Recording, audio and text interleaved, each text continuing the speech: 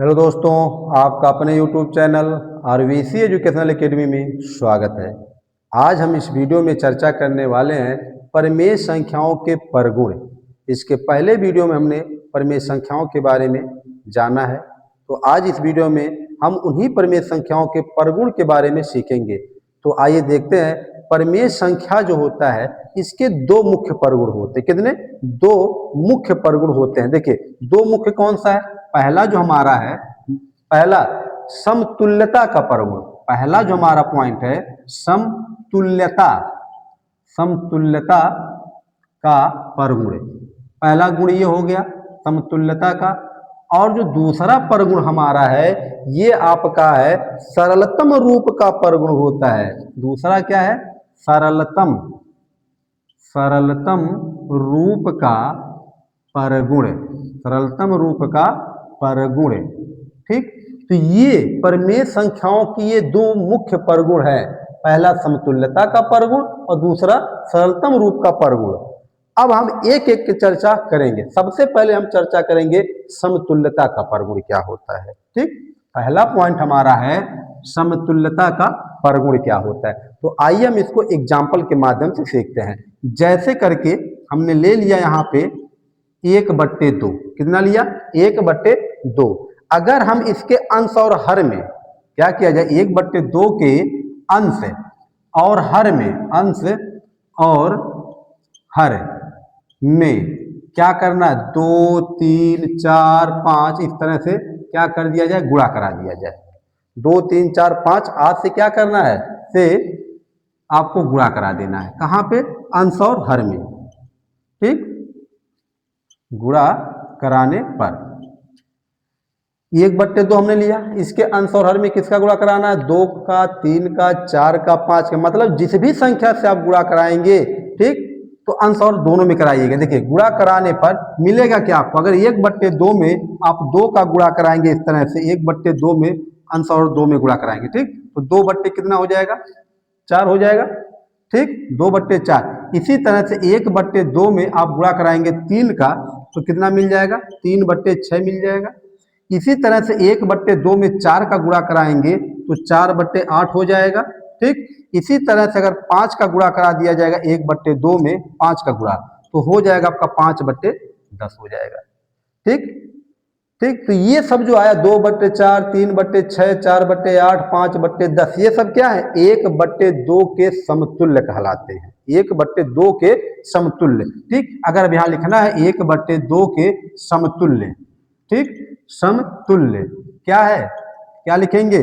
2/4, 3/6 और 4/8, इसके बाद 5/10। इस तरह से आगे भी आप लिखते चले जाए, कोई दिक्कत नहीं है। तो ये होगा 1/2 के समतुल्य कौन? 2/4, 3/6, 4/8, 5/10। ये समतुल्य हो गया। यही है समतुल्य। कोई संख्या, कोई भिन्न ले लिया जाए, उस भिन्न के अंश और हर में क्या करना आपको? जिस भी संख्या से गुणा कराइएगा, अंश हर दोनों में 7 कराइएगा। तो गुणा कराने के बाद जो गुणनफल मिलेगा आपको, वो क्या कहलाएगा? ये पहले वाले भिन्न का समतुल्य कहलाएगा वो। ठीक, तो कहने का मतलब ये होता है कि किसी परिमेय संख्या के अंश तथा हर में किसी एक अंश तथा हर में किसी एक ही शून्येतर, शून्येतर मतलब जो शून्य ना हो, शून्येतर पूर्णांक से गुणा करके समतुल्य परिमेय संख्या प्राप्त की जा सकती है। क्लियर हो गया होगा? जैसे हमने एग्जांपल में ही बता दिया, 1/2 लिया गया। अब इसमें मैंने 2 का गुणा कराया, आंसर दोनों में कराया, तो 2/4 मिला। तो 2/4 क्या? 1/2 का समतुल्य हो गया। इसी तरह से 1/2 में जब हमने 3 का गुणा कराया तो 3/6 मिल गया। तो 3/6 क्या? 1/2 का समतुल्य है। ठीक, तो यही बताया गया कि किसी परिमेय संख्या के अंश तथा हर में एक ही शून्येतर पूर्णांक से गुणा करने पर, शून्येतर पूर्णांक से गुणा करके समतुल्य परिमेय संख्या प्राप्त होती है। समतुल्य परिमेय संख्या प्राप्त होती है। तो ये हो गया समतुल्य आपका। अब क्वेश्चन ये उठता है जो बहुत ही बार परीक्षा में पूछा गया है, बहुत ही बार कंपटीशन में, इसको कंपटीशन लेवल परीक्षा में पूछा गया है। क्या पूछा गया है? कि किसी परिमेय संख्या के समतुल्य, किसी परिमेय संख्या के समतुल्य कितनी परिमेय संख्याएं लिखी जा सकती हैं? किसी परिमेय संख्या के समतुल्य कितनी परिमेय संख्याएं लिखी जा सकती हैं। देखिए जैसे 1/2 था, इसके समतुल्य हमने परिमेय संख्या लिखा। अगर हम इस तरह से 5 कराए, फिर 6 का कराए, 7 का कराए, 8 कराए, 9 कराए, 10, मतलब गुणा कराते जाएं तो समतुल्य हमको मिलता जाएगा। तो आप नोट कर लीजिएगा, ठीक, जो बहुत ही इंपॉर्टेंट टॉपिक आपका है, किसी परिमेय संख्या के समतुल्य अनंत परिमेय संख्याएं लिखी जा सकती हैं। अनंत परिमेय संख्या लिखी जा सकती है, मतलब कोई भिन्न दिया गया है, उसके समतुल्य अनंत अनंत परिमेय संख्याएं प्राप्त हो सकती हैं, उसके समतुल्य। ठीक, जैसे यहाँ पे 1/2 लिया गया, आप 5/10 ले लो, आप 6/12 ले लो, कुछ भी ले लीजिए आप, उसके समतुल्य कितनी परिमेय संख्या प्राप्त होंगी? अनंत परिमेय संख्याएं प्राप्त होती हैं। ठीक, ये आपको समझ में आ गया होगा कि किसी भी परिमेय संख्या के समतुल्य कितनी परिमेय संख्याएं प्राप्त हो सकती हैं? अनंत परिमेय संख्याएं प्राप्त हो सकती हैं। ठीक, आइए अगला टॉपिक। अगला टॉपिक हमारा यह है कि कोई परिमेय संख्या है, अगर उस परिमेय संख्या के अंश और हर में गुणा किया जाए, किससे? उसके अंश और हर में 0 से गुणा किया जाए। ठीक, कोई परिमेय संख्या हमने ले लिया और उसके अंश और हर में 0 से गुणा कर दिया जाए, ठीक, तो क्या उसके समतुल्य परिमेय संख्या प्राप्त होगा? जो भी परिमेय संख्या आप लेंगे उसके अंश और हर में किसका गुणा करना है? 0 का गुणा करना है। और जब आप 0 का गुणा कराएंगे तो क्या उसके समतुल्य परिमेय संख्या मिलेगा कि नहीं मिलेगा? अब इसके बारे में हमको चर्चा करना। आइए हम एग्जाम्पल के माध्यम से देखते हैं। जैसे हमने ले लिया यहाँ पे 2/3, क्या लिया गया? 2/3, हम यहाँ एग्जाम्पल ले रहे हैं 2/3। ठीक, हम इसमें क्या करेंगे? परिमेय संख्या आपका 2/3, इस परिमेय संख्या में हम 0 का अंश में गुणा कराएंगे और 0 का हर में गुणा कराएंगे। 0 का अंश में भी हो रहा है, 0 का हर में भी हो रहा है। अब गुणनफल क्या मिलेगा आपको? 0/0 मिल जाएगा। किसी भी परिमेय संख्या में अगर आप 0 से गुणा कराएंगे तो क्या उसके समतुल्य परिमेय संख्या प्राप्त होगा? देखिए जो आपके सामने है, आपने परिमेय संख्या 2/3 लिया, इसके अंश में भी 0 का गुणा, हर में भी 0 का गुणा कराया आपने, तो 0/0 प्राप्त हुआ यहाँ पे, जो परिमेय संख्या नहीं है। क्यों नहीं है? क्योंकि इसका हर क्या है? हर 0 है। तो आपको बताया गया है कोई भी परिमेय संख्या है उसका हर कभी 0 के बराबर नहीं होना चाहिए। हर कभी 0 के बराबर नहीं होना चाहिए। और यहाँ पे हर क्या है? 0 है। अगर किसी भी संख्या के हर में 0 होता है तो वो आपका इनफाइनाइट होता है, अपरिभाषित हो जाता है, पता ही नहीं उसका मान कितना है, अपरिभाषित हो जाता है। तो इसीलिए किसी भी परिमेय संख्या के अंश और हर में 0 का गुणा कराएंगे तो आपको उसके समतुल्य कोई भी परिमेय संख्या नहीं मिलेगा। ठीक, ना मिलने का कारण क्या है? कि जो भी गुणनफल आएगा उसके हर में 0 हो जाएगा। तो ये था समतुल्यता का परगुण। पहला पॉइंट था हमारा समतुल्यता का परगुण। अब आते हैं हम दूसरे पॉइंट पर।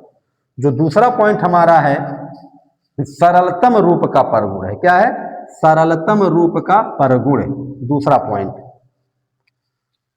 देखिए, दूसरा पॉइंट हमारा है सरलतम। ठीक, सरलतम रूप का परगुण, सरलतम रूप का परगुण। ठीक, ये दूसरा पॉइंट है सरलतम रूप का परगुण। आइए हम इसको भी एग्जाम्पल के माध्यम से समझेंगे। पहले एग्जाम्पल के माध्यम से समझा जाए, फिर इसके बाद बताया जा रहा है आपको। देखिए जैसे करके हमने एग्जाम्पल ले लिया यहाँ पे, जैसे 8/10 ले लिया। कितना? 8/10, एक एग्जाम्पल ले लिया गया।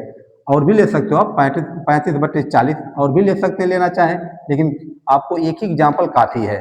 ठीक, अब देखिए ये लिखा गया 8/10 और 35/40। सरलतम, सरलतम मतलब क्या? इसको काटते जाओ जब तक कटना बंद ना हो जाए। इसको काटना है, कब तक काटना? जब तक कटना बंद ना हो जाए। ठीक, जब कटना बंद हो जाएगा वही उसका क्या हो जाएगा? सरलतम रूप हो जाएगा। देखिए जैसे यही 8/10 है ना, इसको आप काटिए, 2 चौक 8, 2 पच्चीस 10। अब वो किसी संख्या से दोनों कटेगा, जिस भी संख्या से काटिएगा उसी संख्या से अंश और हर दोनों करना चाहिए, अंश और हर उसी संख्या से करना चाहिए। अब यहाँ बचा 4/5। कोई संख्या ऐसा नहीं है जो 4/5 को काट सके वो। ठीक, किसी भी संख्या से दोनों अंक नहीं कर सकते हैं। तो 8/10 का सरलतम रूप कितना हो गया? 4/5 हो गया। कितना आ गया? 4/5 आ गया। ठीक, अब इसी तरह से, और जैसे 35/40 आपका है, 35/40 है, अगर इसको काटा जाए 5 सत्ते 35, 5 अट्ठे 40, कितना आया 7/8। ये कटेगा किसी से? अब किसी संख्या से दोनों अंक नहीं कटने वाले हैं, तो 35/40 का सरलतम रूप कितना आ गया? 7/8 आ गया। 7 बटे कितना आ गया? 8 आ गया। तो ये सरलतम रूप हो गया। यही क्या है? सरलतम रूप। उसको काटते जाना है, काटिए, किसी संख्या से अंश और हर काटो। कब तक काटिए? जब तक कटना बंद ना हो जाए। जब कटना बंद हो जाएगा तो वही उस परिमेय संख्या का सरलतम रूप होता है। ये तो इस तरह से काटा जाता है, लेकिन अगर देखा जाए, ठीक है, किताबी भाषा में जो बताया गया है उसमें बताया गया जो भिन्न होता है आपका, इस भिन्न के अंश और हर का मासा बोला गया है। अंश और हर का महत्तम समापवर्तक बोला गया है कि अंश और हर का महत्तम समापवर्तक लीजिए और उस समापवर्तक से आप भाग कराइए। जो बुक में बताया गया है कि जो भी परिमेय संख्या है, परिमेय संख्या में जो अंश और हर है, अंश और हर का मासा, अंश और हर का महत्तम समापवर्तक, ठीक, तो हमारा 8 और 10 है, इसका महत्तम समापवर्तक कितना आएगा? 2 आ जाएगा। कितना आ जाएगा? 2 आ जाएगा। अब इसी 2 से क्या करना है? 8/10 में भाग करा दीजिएगा, ठीक। मतलब अंश में भी 2 से और हर में भी 2 से भाग कराना है, ऐसा नहीं कि पूरे में 2 से भाग करा दो। अब भाग कराएंगे तो 4/5 हो जाएगा। 4 बटे कितना आया? 5 आया। अगर ये संख्या कटता पुनः है तो आप पुनः इन दोनों का क्या करते? पुनः महत्तम समापवर्तक निकालते। और कब तक निकालेंगे महत्तम समापवर्तक? जब तक ये संख्या कटना, जब तक महत्तम समापवर्तक 1 ना आ जाए तब तक आप निकालते जाएंगे, ठीक। जब ये अब इनका मासा निकालें कितना आएगा? 1 आएगा, तो कोई दिक्कत नहीं है। तो यही इनका सरलतम रूप हो जाएगा, मतलब 8/10 का सरलतम रूप हो जाएगा। इसी तरह से अगर 35/40 का मासा निकालेंगे, 35 और 40 का मासा निकालेंगे तो कितना आएगा? आ जाएगा आपका 5 आ जाएगा। तो 5 जब मासा आएगा तो इस तरह से 35/40 में आप क्या करिएगा? 5 और 5 अंश और हर में उसी मासा से भाग करा दीजिएगा। तो भाग जब कराएंगे आप, तो अब इसको जब काटा जाएगा तो 5 सत्ते 35 हो जाएगा और 5 अट्ठे 40 हो जाएगा। अब इन 7 और 8 का पुनः मासा अगर अंश हर का निकालते हैं तो इसका मासा भी 1 आएगा। तो इसका मतलब यही इसका सरलतम रूप हो, मतलब 35/40 का सरलतम रूप 7/8 हो जाएगा। ठीक, क्लियर हो गया होगा। तो आप अगर सरलतम रूप आपसे कहता है तो ये कोई जरूरी नहीं कि आप मासा निकाल के करिए, आप सीधे से तरह से काटते हुए इसको सरल आप कर सकते हैं। ठीक, अब देखिए, अब यहाँ पे जो आपको बताना क्या होता है कि कोई पूछता है सरलतम रूप क्या है, तो आप उसको शुद्ध भाषा में बता सकते हैं कि परिमेय संख्याओं के अंश तथा हर, परिमेय संख्या जो दिया जाएगा उसके अंश तथा हर में उनके निरपेक्ष मानों के महत्तम समापवर्तक से, अंश और हर में उनके निरपेक्ष मानों के महत्तम समापवर्तक से भाग देकर उस परिमेय संख्या का सरलतम रूप, उस परिमेय संख्या का सरलतम रूप प्राप्त कर सकते हैं। उस परिमेय संख्या का सरलतम रूप प्राप्त कर सकते हैं। तो ये था सरलतम रूप। अब थोड़ा इसमें भी एक पॉइंट, बहुत अच्छा टॉपिक, जो पॉइंट को थोड़ा कोई ध्यान नहीं देता यहाँ पे, हम उस पर थोड़ा फोकस करना चाह रहे हैं। आइए देखते हैं। जैसे मान लिया जाए कोई परिमेय संख्या दिया गया है, कोई परिमेय संख्या दिया गया है, अब उसके सरलतम रूप में उनका जो हर अगर निगेटिव में हो तो क्या उसका सरलतम रूप वही हो जाएगा? ठीक, उनका सरलतम रूप वही हो जाएगा कि माइनस को हर से हटाना होगा। देखिए हम अगला एग्जांपल ले रहे हैं यहाँ पे। जैसे दे दिया गया 8/-14, कितना लिया गया? 8/-14। तो अब इसका सरलतम रूप बताना है, तो आप ऐसे मत करिएगा 2 चौक 8 और 2 सत्ते 14, मतलब 4/-7, इस तरह से। ये इसका सरलतम रूप अभी नहीं होगा।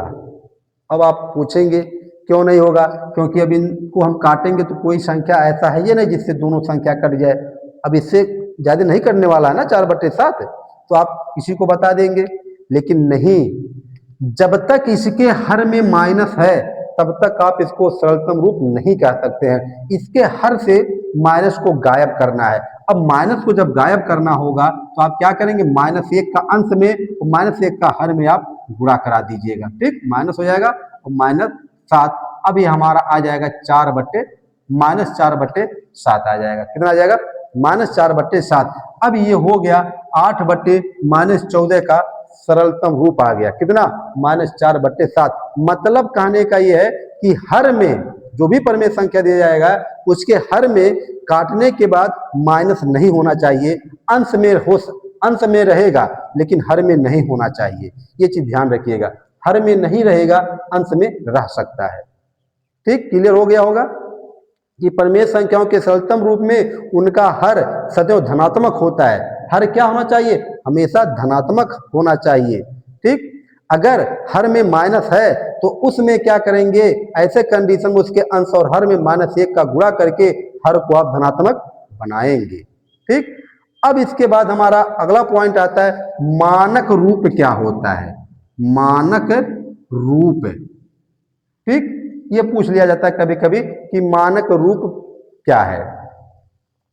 मानक रूप, परिमेय संख्याओं में मानक रूप कभी कभी पूछ लिया जाता है। ठीक, तो मानक रूप क्या है? देखिए, जो भी परिमेय संख्या दिया जाएगा, परिमेय संख्याओं में ये जो सरलतम रूप बताया गया ना, परिमेय संख्याओं का जो सरलतम रूप होता है, ठीक, वही उसका मानक रूप कहलाता है। परिमेय संख्याओं का सरलतम रूप ही उसका मानक रूप कहलाता है। देखिए, परिमेय संख्याओं का, परिमेय संख्याओं का सरलतम रूप, सरलतम रूप ही उसका मानक रूप कहलाता है। उसका मानक रूप कहलाता है। ठीक, तो ये आपका मानक रूप होता है कि परिमेय संख्याओं का सरलतम रूप ही उसका मानक रूप कहलाता है। आइए, जैसे कह दिया गया यहाँ पे एग्जाम्पल के रूप में ले लिया गया 80/-112।